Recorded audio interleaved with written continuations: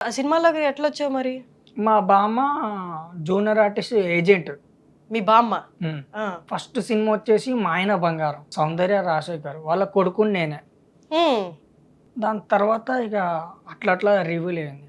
ఫలానా ఇట్లా హుషారు ఉన్న కొడుకు కావాలి, ఇట్లా క్యారెక్టర్ చేసేటోళ్ళు కావాలంటే సరే నేను వస్తా అని చెప్పేసి అంటే అప్పుడు తీసుకోపోయారు. హ్మ్. నాకు తెలిసిన కాడికించి ఇక లాస్ట్ నా సినిమా ఏది ఎస్ఎంఎస్. హ్మ్. చెప్పాలంటే చాలా సినిమాలు ఉన్నాయి. ఎన్ని సినిమాలు చేసావు మొత్తం? 52. హ్మ్.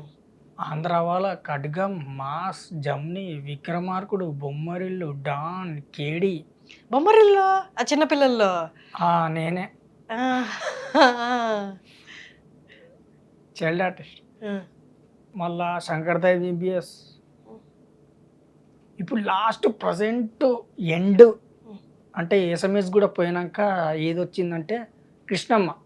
హ్మ్. కృష్ణమ్మ. కృష్ణమ్మ కలిపింది ఇద్దరినదా? ఓన్లీ కృష్ణమ్మ. సినిమా పేరు కృష్ణమ్మ, సత్యదేవ్ హీరో. ఆహా! ఆ! ఆ! ఆ! అది విజయవాడలో. నేను సెట్ వర్క్ పోయినా.